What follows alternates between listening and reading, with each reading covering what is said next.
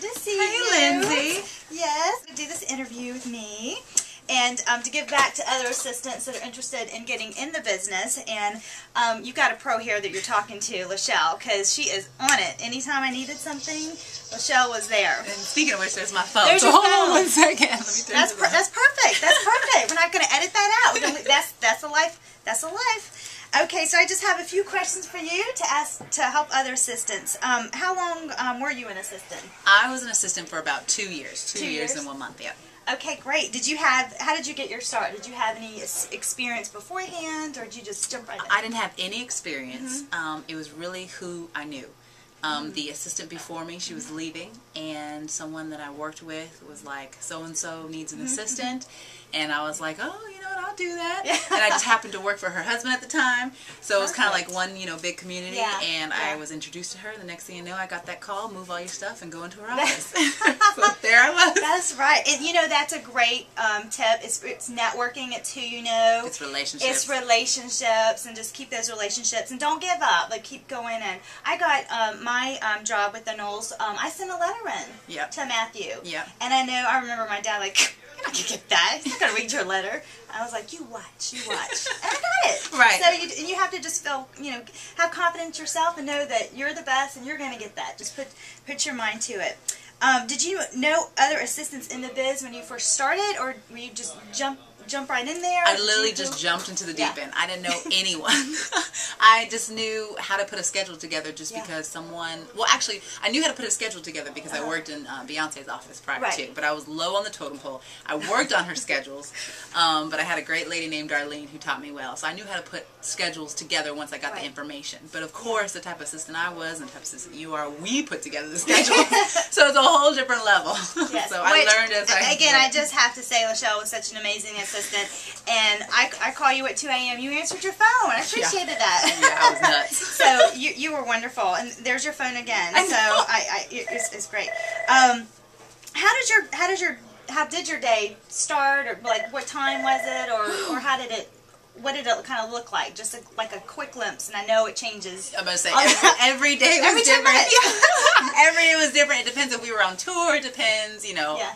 On average, though, I would be in the office between 9 and 10. Okay. But my day could start as early. I mean, if they were on tour, my day would start at like 1, 2 in the morning because I'd get a call from Japan. Yeah. But you had to go in hair and makeup, right? Yeah? Yeah, exactly. I had to go wardrobe. But on average, I'd be in the office between 9 and 10. And then my day would start as early as like 8 or 7:30 in the morning and not end until 7 or 8 p.m. at night. Right. Okay. Do you remember, like, especially I remember my first big mistake and splashed on the news later that night. Do you remember, like, a first mistake that you've done, and how did you get through that? Or? I remember the first time I got chewed out. Okay. That wasn't necessarily from a mistake. It was something that she just preferred that I not do. And that's something you have to learn. Each person has their own style and, their own way that they do things. Yeah. I'm definitely still learning that on the current position I have now. But the first mistake I made, I think it was like a wrong address or something. And so I realized it's all about the details. Right. Right. Now, I know this is a great question. Have you, when you're working for a high-profile person, have you ever experienced, especially in LA, like people contact you to try to get you, like, things from you, like free tickets or whatever? They're like, hey, Leshelle, and you haven't heard from them in like 10 years. You're like, oh, hey. Or they talk about you at school and also be your best friend.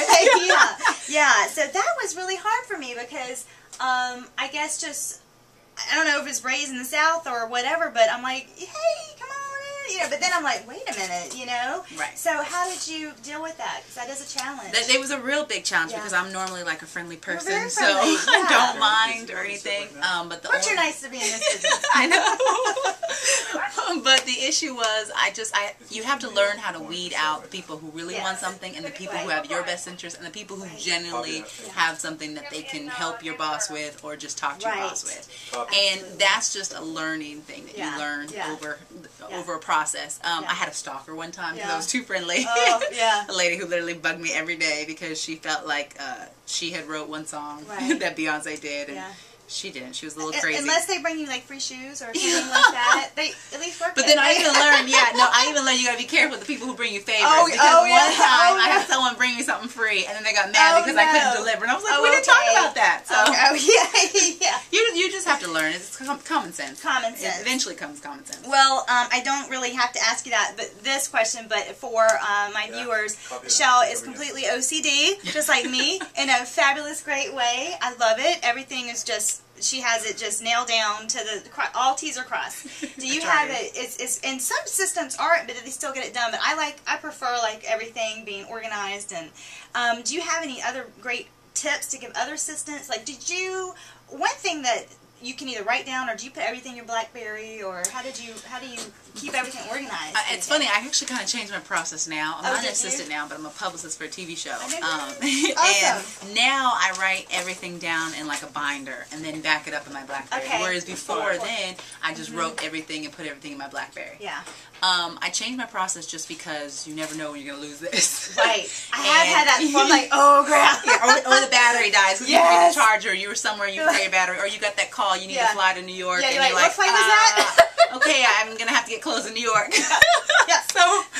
So you literally always have to write things down. I believe I'm a big list person. What do I have to do today? Write 1 through 10, or sometimes 1 through 20. Sometimes you don't all get them done, but you have to learn how to prioritize. That's another thing that I'm still learning today. And I would say that go to lunch if you're putting together schedules, if you're an executive assistant and you put together schedules, or administrative assistant, copy and paste phone numbers and copy and paste addresses, because sometimes you can get so busy that your mind sometimes plays tricks on you. And there's been a couple times where I've had dyslexic occasions. Yes. Oh, I do have, this is just coming to mind. I have another tip for assistants. If somebody doesn't email you back or call you back right away, they're so busy. Once they've contacted you, they've already forgot about you because they're on to the next thing. So keep 2-3 times, they're like, oh yeah, there's that person, I need to get back to them. So I know that was helpful for me, because the person on the other end may think that you're being rude and, they forgot about you. But they really didn't. They just have so much going on. Exactly. So you just have to keep consistent and persistent, just get them, and then you'll eventually get and put things in writing, too. Always send someone an email, because then it not only helps them, but it helps you as well. Absolutely. And they're like, what the heck did they just ask me? I forgot. Yeah, there it is. So if you could go back and tell your former self some good advice when you started out, what would that be? Number 1, don't take everything personal. Great tip. Great tip. People, look, celebrities are just like you and me. They put pants on just one leg at a time. They go to the bathroom just like we do. I mean, maybe their toilet paper is a little more comforting, but a little more ply.